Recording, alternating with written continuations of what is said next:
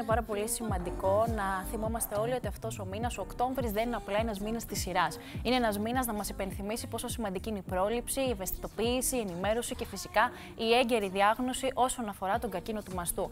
Μια θεματική που δεν αφορά μόνο τις γυναίκες και είναι και από τους μύθους που θα καταρρύψουμε στην πορεία με την βοήθεια της γιατρού που είναι κοντά μας. Αφορά και τους άντρες και γενικότερα η αυριανή ημέρα, η Παγκόσμια ημέρα που αφορά τον καρκίνο του μαστού, είναι μια ημέρα την οποία δεν υπάρχει σε καμία περίπτωση το ενδεχόμενο να αφήσουμε να περάσει. Είναι απλά η αφορμή. Αυτό θέλω να θυμάστε.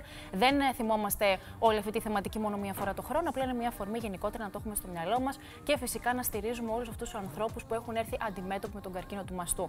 Να σας πω σε αυτό το σημείο και να καταλάβετε πως δεν είναι και τόσο μακριά όσο μπορεί να πιστεύουμε περισσότερες γυναίκες και το αφήνουμε στην άκρη. Μία στις 8 γυναίκες κάποια στιγμή κατά τη διάρκεια της ζωής της θα έρθει αντιμέτωπη με τον καρκίνο του μαστού. Όμως, αν υπάρξει έγκαιρη διάγνωση που σας ανέφερα και πριν, στο 97% των περιπτώσεων θα υπάρξει και η πλήρης ίαση, που είναι πάρα πολύ σημαντικό στοιχείο. Και να πούμε επίσης ότι έχουμε φτάσει πλέον σε ένα σημείο, όχι εμείς φυσικά, η ιατρική κοινότητα και η επιστημονική, να μιλάμε πλέον για τις πιο αποτελεσματικές θεραπείες που έχουν ανακαλυφθεί ποτέ. Οπότε συγκρατήστε και αυτή την πληροφορία. Και πάμε ευθύς αμέσως να καλωσορίσουμε την καλεσμένη μας. Είναι η κυρία Ηρώ Ξίδα Δασκαλάκη, εκ μέρους της Creta Interclinic, μέλος του ομίλου HAG. Και για να διαβάσω, κυρία Ξίδα, πλήρως έτσι και σωστά τον τίτλο σας, ειδική ακτινοδιαγνώστης μαστού και υπεύθυνη της μονάδας απεικόνησης μαστού της Creta Interclinic, μέλος του ομίλου HAG. Καλώς ήρθατε, καλό μεσημέρι. Ευχαριστώ πολύ για την πρόσκληση. Είναι πολύ σημαντική η συμβολή σας, σας το είπα και στην αρχή, γιατί πραγματικά αισθάνομαι ότι γενικότερα έχουμε την ανάγκη, γιατρέ, να αλλάξουμε λίγο τα πράγματα. Και δεν ξέρω και μέσα από την δική σας τριβή, έτσι, με ασθενείς, από συνομιλίες που έχετε, αν αισθάνεστε ότι τα πράγματα αλλάζουν. Και τι εννοώ? Αλλάζουμε φιλοσοφία όσον αφορά την πρόληψη, την ευαισθητοποίηση, ενημερωνόμαστε περισσότερο γυναίκες και άντρες, ή αφήνουμε γενικότερα τον φόβο μας να μας καταβάλει? Αλλάζουμε. Ωραία, καλό βήμα. Αργά, αλλά σταθερά. Υπάρχει ενδιαφέρον και από τις ίδιες γυναίκες να ενημερωθούν σωστά και υπάρχει πολύ μεγάλη ευθύνη σε εμάς για να τις ενημερώσουμε σωστά. Οπότε ο καθένας από το πόστο του θα πρέπει να αναλάβει, να ενημερώσει την κάθε γυναίκα ξεχωριστά για το τι μπορεί να κάνει για να προστατεύσει και να φροντίσει ουσιαστικά τον εαυτό της. Γιατί η πρόληψη, που στην περίπτωση τη δική μας για τον καρκίνο του μαστού η πρόληψη είναι δευτερογενής. Μιλάμε ουσιαστικά για διαγνωστικές εξετάσεις που γίνονται για την πρώιμη διάγνωση. Δεν είναι ότι μπορούμε να κάνουμε κάτι για να μην συμβεί. Δεν είναι όπως τον καρκίνο του πνεύμονα, που λέμε πρόληψη, μην καπνίζεις για να μειώσεις τις πιθανότητες. Με τον καρκίνο του μαστού κάτι τέτοιο δεν συμβαίνει. Οι παράγοντες κινδύνου είναι πολλοί. Οπότε αυτό που θα ήθελα να μείνει στις γυναίκες από την αρχή της συζήτησής μας είναι ότι το κλειδί είναι η έγκαιρη διάγνωση. Και εδώ είναι κυρίαρχος ο ρόλος της απεικόνησης. Δώσατε ήδη νομίζω πολύ σημαντικά στοιχεία και επειδή αντιλαμβάνομαι ότι πολλές φορές μπορεί και μια γυναίκα να σκεφτεί, μα είναι άδικο να μην μπορώ να κάνω κάτι να το προλάβω, να δούμε λίγο τους παράγοντες κινδύνου. Γιατί μπορεί να κινδυνεύουμε όλες, αλλά δεν κινδυνεύουμε όλες το ίδιο. Και τελικά κινδυνεύουμε όντως και από ποιους παράγοντες? Γιατί ξέρετε, πολλές φορές έχουμε στο μυαλό μας το οικογενειακό ιστορικό. Έχει νοσήσει η μαμά, η αδερφή, η γιαγιά, οπότε αισθανόμαστε ότι είμαστε πιο κοντά σε αυτό. Αλλά υπάρχουν και άλλα ζητήματα και άλλοι παράγοντες που δεν πρέπει να ψηφούν. Η λίστα παραγόντων κινδύνου είναι μακρά. Θα ξεκινήσω και θα καταλήξω με τους δύο παράγοντες από τους οποίους δεν μπορεί να απαλλαγεί καμία γυναίκα. Οι δύο παράγοντες κινδύνου είναι το φύλο. Είσαι γυναίκα, ο κίνδυνος για καρκίνο του μαστού είναι εκεί. Ο δεύτερος παράγοντας είναι η ηλικία. Όσο μεγαλώνουμε, ο κίνδυνος για καρκίνο μαστού, για να νοσήσουμε από καρκίνο μαστού, αυξάνεται. Μπορεί ο ρυθμός να μεταβάλλεται, ο ρυθμός αύξησης, αλλά ο κίνδυνος αυξάνεται. Από εκεί και πέρα, το οικογενειακό ιστορικό, ναι, παίζει το ρόλο του, αλλά στη συντριπτική πλειοψηφία των περιπτώσεων, έως 85% των γυναικών που νοσούν δεν έχουν ιστορικό. Τι λέτε τώρα? Η κατανάλωση αλκοόλ παίζει ρόλο. Έως 15% μπορεί να αυξήσει τον κίνδυνο για ανάπτυξη καρκίνου του μαστού, φυσικά αναλόγως και της κατανάλωσης. Γιατί είναι σημαντικό να τονίσουμε ότι η γυναίκα σήμερα έχει αλλάξει τρόπο ζωής. Υιοθετεί κάποιες ανδρικές συνήθειες. Καταναλώνει περισσότερο αλκοόλ. Λόγω στρες. Όμως ο γυναικείος οργανισμός δεν μεταβολίζει το αλκοόλ με τον ίδιο τρόπο. Οπότε, αν ένας άνδρας και μια γυναίκα καταναλώσουν την ίδια ποσότητα αλκοόλ, η αλκοόλ που κυκλοφορεί στο αίμα στη γυναίκα είναι μεγαλύτερη, σε μεγαλύτερα επίπεδα. Δεν είμαστε φτιαγμένες δηλαδή γι' αυτό. Δεν είμαστε οπότε πολύ ευνοημένες από ό,τι κινδυνεύουμε περισσότερο. Είχα στο μυαλό μου, ξέρετε, λίγο διαφορετικά τη ροή, αλλά νομίζω ότι έχει μεγάλη σημασία και αξία να αναφέρουμε, γιατί δεν θέλω να βγάλω και τον εαυτό μου απ' έξω. Εγώ θα το παραδεχτώ και σε εσάς που είστε γιατρός, ότι και εγώ είμαι αναβλητική και αντιλαμβάνομαι ότι πολλές γυναίκες εκεί έξω είναι αναβλητικές και μπορεί πολλές φορές να εντοπίσουν κάποια αλλαγή στο στήθος ή κάποια σημάδια διαφορετικά από αυτά που είχαν στην καθημερινότητά τους και τα αφήνουν στην άκρη. Μπορούμε όμως να τα ονοματίσουμε, να ξέρει μια γυναίκα πως μόλις δει το κάτι της, όποιο είναι αυτό που θα μας αναφέρετε, ότι ξέρεις κάτι, χτυπάμε καμπανάκι, κατευθείαν επισκεφτόμαστε τον γιατρό μας. Εκείνος πρέπει να μας κατευθύνει αν υπάρχει λόγος ανησυχίας ή όχι. Αλλά εμείς οφείλουμε να το τσεκάρουμε. Πρώτα απ' όλα η γυναίκα πρέπει να είναι εξοικειωμένη με το σώμα της. Πρέπει να γνωρίζει πώς είναι. Από εκεί ξεκινάμε. Είναι η καλύτερη κλινική ιατρός του εαυτού της.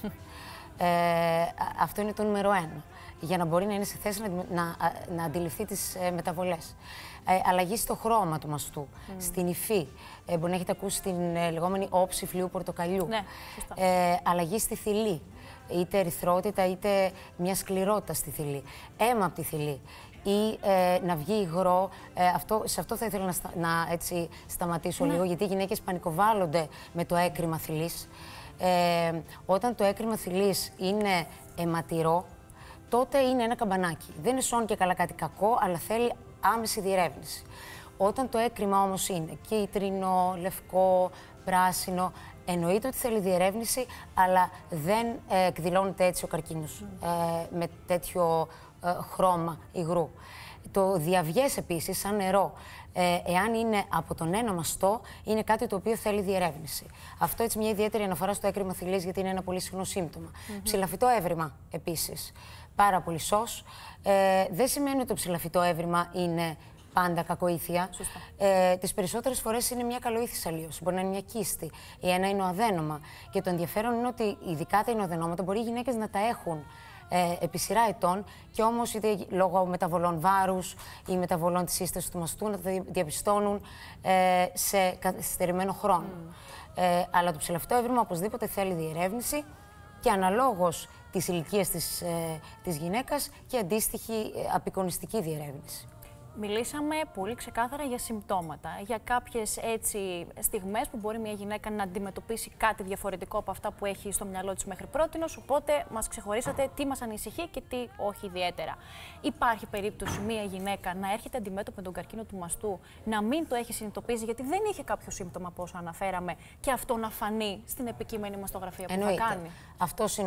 Αυτός είναι ο στόχος του προσυμπτωματικού ελέγχου για τον καρκίνο του μαστού. Αυτός είναι ο ρόλος της μαστογραφίας.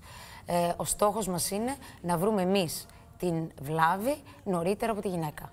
Γιατί συνήθως όταν τη βρούμε εμείς πριν δώσει συμπτώματα, τότε έχουμε την έγκαιρη διάγνωση, λιγότερες θεραπείες και περισσότερα ποσοστά ίεσης. Και πολύ σημαντικό, όπως είπατε και πριν, να εξοικειωθούμε και εμείς με το σώμα μας, να μην περιμένουμε μόνο να πάμε στο ετήσιο ραντεβού ενδεχομένως που έχουμε το γυναικολόγο μας για το τεστ PAP και όλες τις εξετάσεις που κάνουμε. Πόσο σημαντικό όμως είναι, γιατρέ, και εμείς να εκπαιδευτούμε, ρωτώντας προφανώς τους ειδικούς, έτσι ώστε να γνωρίζουμε τον σωστό τρόπο που ψηλαφίζουμε το στήθος μας. Γιατί νομίζω ότι υπάρχει και ένα συγκεκριμένο διάστημα, βοηθήστε μας στο πώς το κάνουμε και πότε. Οι γυναίκες οι οποίες έχουν περίοδο πρέπει να ελέγχονται, να κάνουν την αυτοεξέτασή τους μετά την περίοδο. Γύρω στην 7η μέρα. Θεωρείται ότι είναι το 7η, 10η, το αργότερο. Θεωρείται το χρονικό διάστημα στο οποίο ο μαστός έχει ηρεμήσει και οπότε είναι πιο αντικειμενική η εξέταση. Παροτρύνουμε τις γυναίκες να αποφεύγουν να αυτοεξετάζονται όταν περιμένουν περίοδο, γιατί οι μαστοί βρίσκονται σε τέτοια σύσταση όπου είναι πάρα πολύ πιθανό να πιάνουν διάφορα τα οποία τις τρομοκρατούν. Οπότε, αν πιάσεις κάτι πριν την εμεινορήσει, συστήνουμε, περίμενε να έρθει περίοδος, να ηρεμήσει ο μαστός. Αν συνεχίζεις και το πιάνεις, τότε ναι, πρέπει να απευθυνθείς στον ειδικό.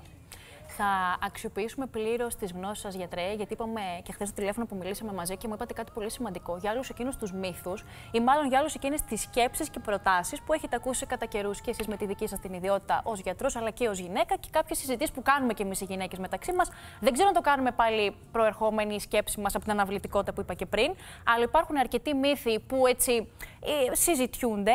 Είναι όμως μύθοι και ένα παραπάνω μιλάμε για παραπληροφόρηση. Αλλά το θέμα είναι να δούμε την επιστημονική αλήθεια.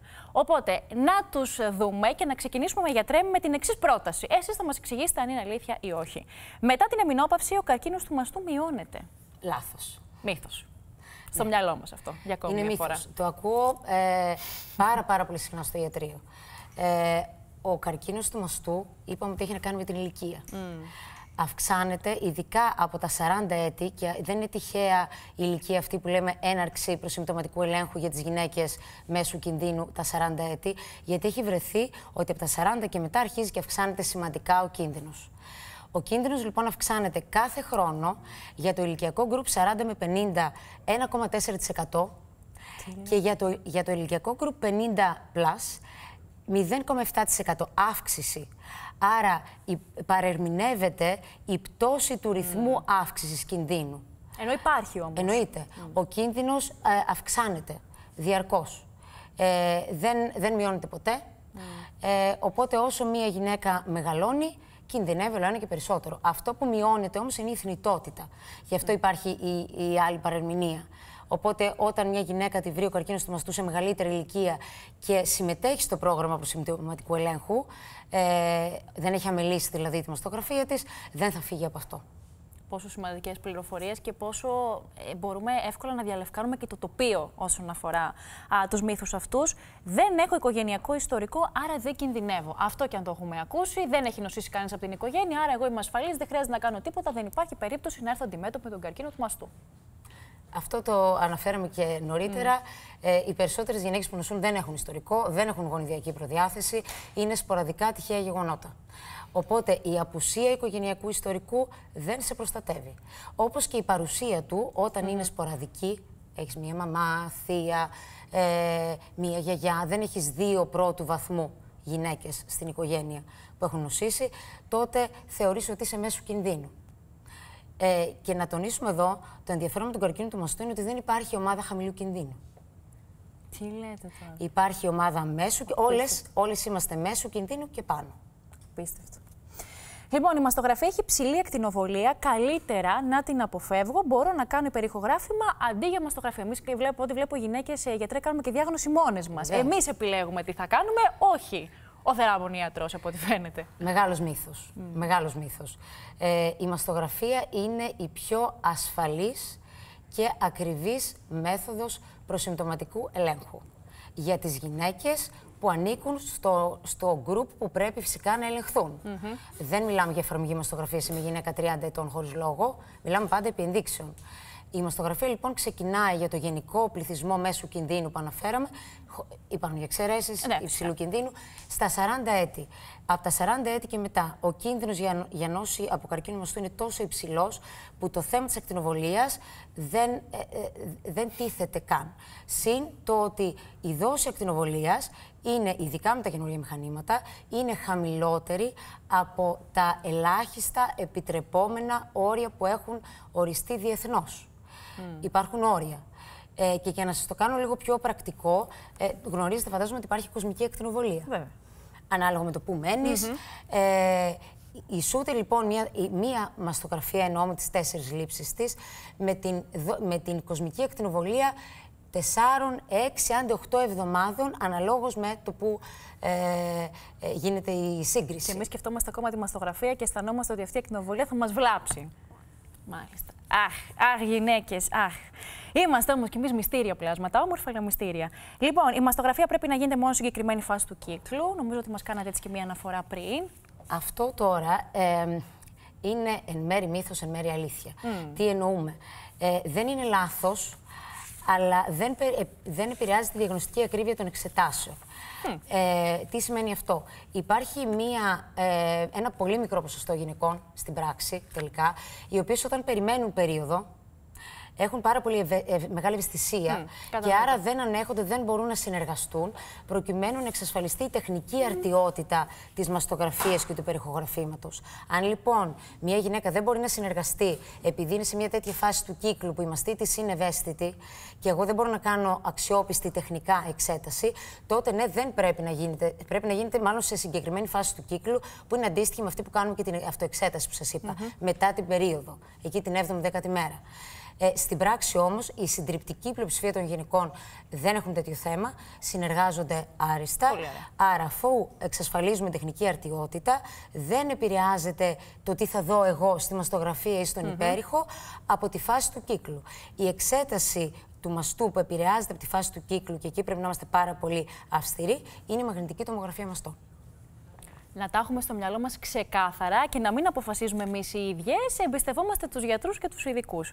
Λοιπόν, μάλιστα, έχω πυκνούς μαστούς, η μαστογραφία δεν δείχνει τίποτα. Δική μας σκέψη και αυτή, εμείς το αποφασίσαμε και πορευόμαστε με αυτό. Να εξηγήσουμε όμως και γιατρέ τι είναι η πυκνή μαστή, για να δώσουμε μια πλήρη εικόνα. Με το βασικό. Πολύ ωραία. Λοιπόν, η πυκνότητα μαστών δεν έχει να κάνει ούτε με το μέγεθος, ούτε με τη σφριγιλότητα του μαστού. Έχει να κάνει με το τι έχει μέσα. Ο μαστός λοιπόν αποτελείται φυσιολογικά από ινώδη στοιχεία, αδένες και λίπος. Η αναλογία των αδένων που φαίνονται άσπροι στη μαστογραφία ως προς το λίπος που φαίνεται μαύρο καθορίζει την πυκνότητα. Έχεις πολλούς αδένες, έχεις πολύ άσπρη μαστογραφία και άρα έχεις πυκνό μαστό. Ποιο είναι το πρόβλημα? Ότι όλες οι αλλοιώσεις, και οι καλές και οι κακές, εμφανίζονται άσπρες στη μαστογραφία. Άρα όταν έχεις ένα άσπρο background, άσπρο στο άσπρο, σας το λέω κάπως έτσι απλουστευμένα, δεν διακρίνεται πάντα τόσο εύκολα όσο άσπρο στο μαύρο. Από εκεί έχει ξεκινήσει αυτή η παρερμηνία ότι όλα άσπρα είναι, πώς θα φανεί η βλάβη στη δική μου μαστογραφία. Έχουμε όμως λύσεις γι' αυτό. Βέβαια. Και πριν πάω στις λύσεις, έχουμε και κάποια ευρήματα που όσο πυκνός και να είναι ο μαστός, φαίνονται μόνο στη μαστογραφία. Και αυτό το έβριμα σας στόχο σε μία διαφάνεια είναι οι αποτιτανώσεις ή αλλιώς τα ασβεστώματα που μπορεί να έχετε ακούσει. Είναι άλλα τα ασβεστίου, κόκκι, οι οποίοι είναι ένα αμιγώς μαστογραφικό έβριμα. Δηλαδή, μπορεί να έχεις αυτό το έβριμα στη μαστογραφία σου, θα φανεί, έχει εξαιρετικά υψηλή διαγνωστική ακρίβεια η μαστογραφία για το συγκεκριμένο έβριμα. Τις περισσότερες φορές δεν θα δείξει τίποτα ο υπέρηχος, τις περισσότερες φορές δεν θα δείξει τίποτα η μαγνητική και όμως μπορεί αυτό το έβριμα να είναι η αρχή του καρκίνου και να χάσουμε την ευκαιρία μας να βρούμε τον καρκίνο στο στάδιο 0. Τι λέτε τώρα, που είναι πολύ σημαντική εξέλιξη για τη μετέπειτα πορεία. Οπότε, ανεξαρτήτως πυκνότητας μαστών και πριν σας παρουσιάσω τις μεθόδους που έχουμε πλέον στη φαρέτρα μας για να ξεπεράσουμε αυτό το πρόβλημα της πυκνότητας των μαστών, υπάρχει το έβριμα των αποτιτανώσεων που φαίνεται και αξιολογείται μόνο στη μαστογραφία. Πάρα πολύ σημαντικό και να πούμε σε αυτό το σημείο, γιατρέ, και είναι εξίσου σημαντικό με όλα όσα αναφέραμε, ότι στην Κρέτα Interclinic, μέλος του ομίλου HAG, υπάρχει και το ιατρείο διάγνωσης παθήσεων μαστού και είναι πάρα πολύ σημαντικό και χρήσιμο, γιατί εκεί γίνεται η δουλειά έτσι όπως πρέπει να συμβεί, με τους ειδικούς οι οποίοι εξατομικευμένα βλέπουν την κάθε περίπτωση και οι ίδιοι προφανώς αποφασίζουν ποια είναι η πορεία. Και κάτι μου είπατε και για μια καινοτομία πριν, ναι, και νομίζω ότι αξίζει. Το ιατρείο μας είναι πλήρως εξοπλισμένο και προσφέρει όλες τις μεθόδους που αναφέρουμε στη συζήτησή μας. Τις προσφέρουμε εξατομικευμένο προσυμπτωματικό έλεγχο και όλη την γκάμα των διαγνωστικών και των επεμβατικών εξετάσεων. Θα αναφερθούμε τώρα, επειδή είμαστε στο θέμα του πυκνού μαστού, σε μια τεχνική που τους επόμενους μήνες θα εγκατασταθεί στη μονάδα μας και είναι θα είμαστε η μόνη μονάδα στην Κρήτη που εφαρμόζει αυτή την τεχνική και είναι η μαστογραφία με σκιαγραφικό. Μια μεγάλη τεχνολογική καινοτομία είναι η μαστογραφία με χρήση οδιούχου σκιαγραφικού. Είναι το σκιαγραφικό που χρησιμοποιούμε και στον αξονικό. Ναι, νομίζω ότι όσοι έχουν πει στη διαδικασία ξέρουν. Η εξέταση αυτή είναι πολλά υποσχόμενη και οι μελέτες πλέον αρχίζει και εγκαθίσταται, παίρνει τη θέση της στην εφαρμογή και έχει εφάμιλη διαγνωστική ακρίβεια με τη μαγνητική τομογραφία. Απίστευτο. Και πόσο ακόμα θα συμβούν στην πορεία και όλα αυτά χάρη στους γιατρούς φυσικά. Λοιπόν, περνάμε στον επόμενο μύθο, και αυτόν και αν τον έχουμε ακούσει πολύ συχνά. Οι γυναίκες με ενθέματα δεν μπορούν να κάνουν μαστογραφία και επίσης όλες όσες έχουν ενθέματα έχουν και πιο μεγάλο κίνδυνο για καρκίνο. Υπάρχει αυτό το ενδεχόμενο? Μύθοι είναι και τα δύο. Οι γυναίκες με ενθέματα μπορούν να υποβληθούν σε μαστογραφία. Εφαρμόζουμε κάποιες ειδικές τεχνικές όπου το ένθεμα το σπρώχνουμε προς τα πίσω, αποκαλύπτουμε κανονικά τον μαστό και απεικονίζεται πλήρως. Εννοείται ότι συγκριτικά με μία γυναίκα και ανάλογα με την ανατομία της, υπάρχουν γυναίκες που λόγω της ανατομίας τους δεν περιορίζονται καθόλου. Σε κάποιες γυναίκες, ναι, συγκριτικά με τη γυναίκα που δεν έχει ενθέματα, μπορεί να έχουμε κάποιους περιορισμούς στον διαγνωστικό έλεγχο και γι' αυτό εφαρμόζουμε συμπληρωματικά και περιχογράφημα ή και μαγνητική μαστών. Για τον καρκίνο δεν προκαλούν καρκίνο μαστού τα ενθέματα, όμως υπάρχουν κάποια περιστατικά, είναι σπάνια, προκαλείται ένας τύπος λεμφώματος από την παρουσία των ενθεμάτων. Εξαιρετικά σπάνιο, αλλά συμβαίνει. Συμβαίνει, αλλά δεν προκαλούν καρκίνο μαστού. Νομίζω ότι έχουμε καταρρύψει ήδη τους περισσότερους μύθους που κυκλοφορούν. Πάμε να δούμε και τους δύο τελευταίους, γιατρέ. Η βιοψία προκαλεί διασπορά καρκινικών κυτάρων. Και αυτό νομίζω το έχουμε ακούσει. Πολλές γυναίκες. Δυστυχώς το ακούμε ακόμα. Φοβούνται τη βιοψία γιατί αισθάνονται ότι θα εξαπλωθεί το. Η βιοψία είναι απόλυτα ασφαλής, επιβεβλημένη μέθοδος, διαγνωστική μέθοδος.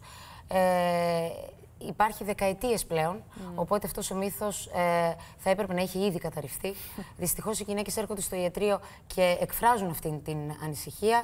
Να τονίσουμε λοιπόν ότι όταν υπάρχει ένα έβριμα σε οποιαδήποτε απεικονιστική μέθοδο, μαστογραφία, υπέρηχος ή ακόμα και μαγνητική τομογραφία, αυτό και δεν μπορούμε να καθησυχάσουμε τη γυναίκα με βεβαιότητα, οφείλουμε να βιοψίσουμε τη βλάβη με απόλυτη ασφάλεια και ακρίβεια.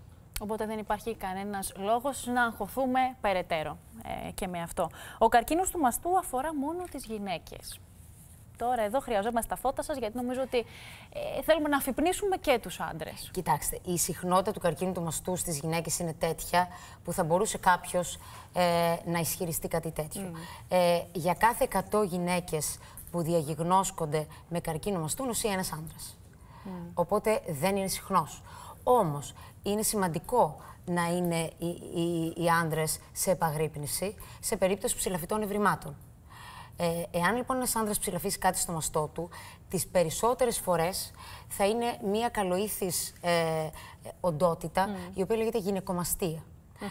Και έχει να κάνει με διάφορες ορμονικές μεταβολές και τη συναντάμε είτε σε νέους, είτε σε υπερήλικες. Οπότε ψηλαφιτό έβριμα στον μαστό ενός άνδρα χρήζει διερεύνησης, γιατί μπορεί να μην είναι γυναικομαστία και μπορεί να είναι καρκίνος μαστού και ακολουθεί ακριβώς την ίδια διαχείριση. Μαστογραφία, υπερηχογράφημα, βιοψία. Νομίζω ότι καταρρύψαμε όλους τους μύθους και είναι πάρα πολύ σημαντικό αυτό για να μπούμε στη διαδικασία να σκεφτούμε λίγο τα πράγματα διαφορετικά προς όφελός μας. Πάντα αυτό. Γιατί δεν ξέρω αν έχει αξία να σας ρωτήσω για το κομμάτι της θεραπείας και το λέω περισσότερο γιατί είναι όλο αυτό εξατομικευμένο ανάλογα την περίπτωση. Αλλά όλες οι θεραπείες που είναι διαθέσιμες είναι σίγουρα πιο αποτελεσματικές από ό,τι ήταν τα προηγούμενα χρόνια. Εννοείται. Αυξάνονται διαρκώς χρόνο με το χρόνο τα ποσοστά ίεσης. Χάρη στην εξατομίκευση. Αυτή είναι μία λέξη που θα ήθελα να τονιστεί. Υπάρχει εξατομίκευση και στο πρόγραμμα προσυμπτωματικού ελέγχου και διαχείρισης και εξατομίκευση μετά στη θεραπεία. Έχουμε τόσες πολλές πληροφορίες πριν κάνει η γυναίκα διαβεί το κατόφλι του χειρουργείου, που εξατομικεύεται η θεραπεία στα μέτρα της, αυξάνοντας έτσι τα ποσοστά ίασης. Οι γυναίκες ανάλογα με το προφίλ του όγκου, ανάλογα με τη σταδιοποίηση, με το πόσο εκτεταμένη είναι η νόσος κατά τη διάγνωση, μπορεί να υποβληθούν σε θεραπεία, για παράδειγμα χημειοθεραπεία, πριν το χειρουργείο. Κάτι το οποίο θεωρείται κρίσιμο και για την χειρουργική επέμβαση μετά και για την επιβίωση και για τη μείωση της πιθανότητας μεταστάσεων και γενικότερα επιπλοκών λόγω της νόσου. Πλήρως κατανοητό. Και γιατρέ, λίγο πριν σας αποχαιρετήσουμε, με βάση την εμπειρία όλων αυτών των χρόνων, έχετε δει γυναίκες οι οποίες φοβούνται, γυναίκες που πονάνε, γυναίκες που πέφτουν, ξανασηκώνονται και προχωράνε. Αν μπορούσαμε με κάποιο τρόπο να στείλουμε ένα μήνυμα σε όλες τις γυναίκες που αυτή τη στιγμή μας παρακολουθούν και που έχουν στο μυαλό τους εκείνο το κομμάτι του φόβου, δεν πάω να κάνω τον έλεγχο μου γιατί φοβάμαι τι θα εμφανιστεί. Τι τους απαντάμε για να κάνω αυτό το βήμα, που είναι βήμα ζωής. Δεν είναι απλά κάτι που οφείλουμε να κάνουμε. Ο προληπτικός έλεγχος, η μαστογραφία, είναι η ουσιαστικότερη φροντίδα που μπορεί να παρέχει μια γυναίκα στον εαυτό της. Εξασφαλίζει την έγκαιρη διάγνωση, οπότε ο προληπτικός έλεγχος θα πρέπει να γεννάει αίσθημα ασφάλειας. Οπότε να μην αποτρέπονται από τον φόβο. Ο καρκίνος του μαστού είναι πλέον μία νόσος η οποία είναι απόλυτα διαχειρίσιμη, αντιμετωπίσιμη και σε πάρα πολύ μεγάλο ποσοστό ιάσιμη. Αυτό θα ήθελα να κρατήσουμε και ακόμα και για τις γυναίκες που δυστυχώς δεν το πρόλαβαν εγκαίρως, η μεταστατική νόσος σιγά σιγά τείνει να γίνει χρόνια νόσος. Ελπίδα λοιπόν θα ήθελα να δώσω όχι μόνο στις γυναίκες που το προλαβαίνουν νωρίς, ακόμα και στις γυναίκες οι οποίες έχουν βρει τον καρκίνο του μαστού σε μεταστατικό στάδιο. Γιατί και εκεί έχει τελεστεί επανάσταση, ειδικά στις θεραπείες. αυτό που συγκρατούμε είναι ότι η πρόληψη δεν είναι πολυτέλεια, είναι ανάγκη, είναι αυτοφροντίδα και οφείλουμε κι εμείς, γυναίκες και άντρες, αλλά θα εστιάσουμε περισσότερο στις γυναίκες, να αναγνωρίσουμε το σώμα μας, να το ψάχνουμε, να έχουμε το νου μας διαρκώς και να το αγκαλιάζουμε για να μπορούμε έτσι να το προστατεύουμε στην πορεία και να έχουμε πολλά και καλά χρόνια στη ζωή μας.